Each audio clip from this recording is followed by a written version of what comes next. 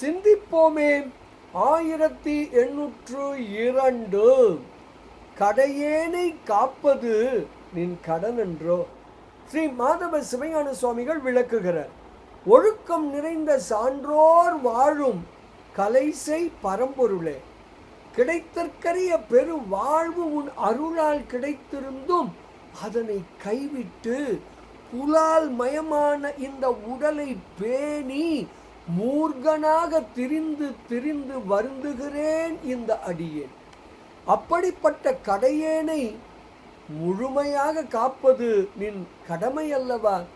இப்படியாக கடையவனையும் காப்பார் பெருமான் என்று விளக்குகிறார் ஸ்ரீ மாதவ சிவஞான சுவாமிகள். பாடலை காணலாமே.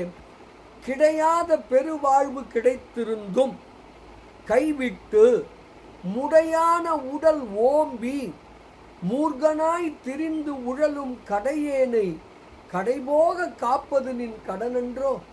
நடை ஆளும் திரு கலைசை நகர் மேவும் பரம்பொருளே, கடைபோக காப்பது நின் கடனென்றோ என்று ஸ்ரீ மாதவ சிவஞான சுவாமிகள் தனது கலைசை 10 அந்தாதி எனும் அற்புத நூலின் 14வது திருப்பாடலில் மிக அழகாக விளக்குகிறார். அருள் உணர்வோம், பாசம் நீங்குவோம், பேரானந்தத்தில் திளைப்போம் திளைப்போம் திளைப்போம்.